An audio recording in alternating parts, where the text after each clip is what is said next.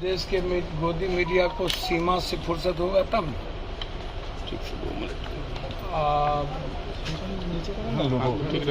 और आम आदमी तो लगभग विचार मृतप्राय हो गई है।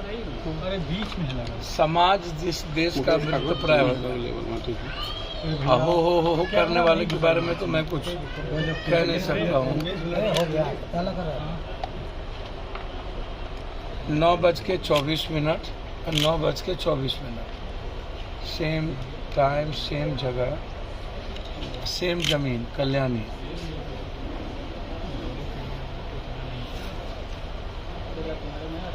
अब किनको ये कहाँ से गिरफ्तार करवाया है, जिनकी अप्रोच वकील साहब कह रहे हैं कि हमको मना किए थे।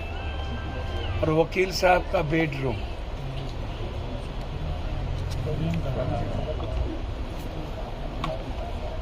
वकील साहब के कोई भी व्यक्ति वहाँ जो दूसरे थे वो नहीं मरना, और सिर्फ इनके साथ के लोगों को गोली लगी।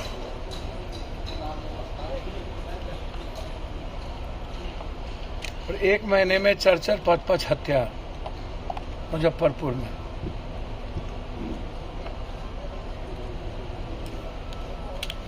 मैं कई बार कह चुका हूँ, सवाल आशुतोष या सवाल अन्य लोगों का नहीं है। पहले भी हम इस पर कहे हुए हैं। भीष्म पितामह कौन है? फिर मैं बोलूंगा तो मिर्ची लगेगी बहुत लोगों को। और अपराधियों को संरक्षण कौन देता है? इस मुजफ्फरपुर का भीष्म पितामह कौन है? जिनको राजनीतिक संरक्षण से लेकर सारा संरक्षण प्राप्त हो, और सोसाइटी अच्छे लोगों का सम्मान मुजफ्फरपुर कभी करना जानती ही नहीं। मैंने मुजफ्फरपुर के बारे में जितना इतिहास मुझको याद है, मुझको लगता है कि यहाँ पर अच्छे लोगों का सम्मान कभी नहीं होता है। या तो रसूखदार, पैसे, या तो माफिया। मुजफ्फरपुर का मतलब क्या है? मुजफ्फरपुर का मतलब है कंप्लीट रूप से माफियाओं का एक शहर, जिसके इर्द गिर्द सभी लोग चलते हैं। जमीन माफिया, नेपाल, बंगाल, इस इलाके से सारा शराब हो या जितनी चीजें को आप उठा के देखिए, सब या तो मुजफ्फरपुर या तो हाजीपुर। रूट यही है। डंप होगा पटना के पहले हाजीपुर, फिर मुजफ्फरपुर। और इसमें वर्तमान में जो भूमिका है, जो भीष्म पितामह जो चारों तरफ उलझा के रखती है, उसकी भूमिका की भी जांच हम चाहते हैं, आवश्यक है।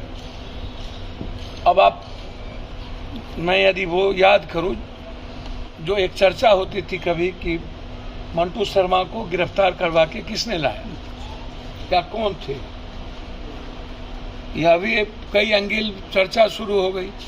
कल्याणी जमीन का चर्चा शुरू हो जाता है, तो सवाल उठता है वकील साहब और वकील साहब के परिवार से पूर्णतः पूछताछ होनी चाहिए। वकील साहब को इसकी क्या जरूरत पड़ी कहने की कि मैंने नहीं बुलाया? और आखिर शूटर को ये पता था कि बुलेट प्रूफ गाड़ी है। वकील साहब के चैम्बर में वो नहीं बैठे, वकील साहब के रूम में जाके बैठे। इसका मतलब है कि वकील साहब के चौहद्दी से लेके सब कुछ का उस शूटर को पता था। इसीलिए मैं इंक्वायरी में वकील साहब की जांच चाहता हूं। उसके बेडरूम में मरना, शूटर का बेडरूम तक पहुंचना, खाली आके गाली गलौज दे देना कि इस सरकार ने सब कुछ कोलैप्स हो गया। जो लोग ये बात करते हैं उन राजनेताओं और राजनीतिज्ञों से पूछिए, आपका हाथ और आपका पूरी जुबान रक्तपात, रक्त रंजित और रक्त चरित्र है या नहीं?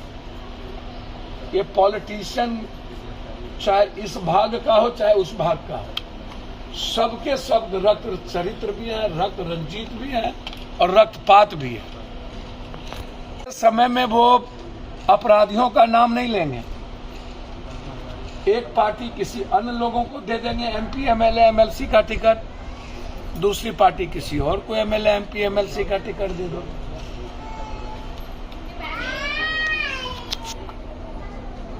इसीलिए मैं बहुत क्लियर हूं,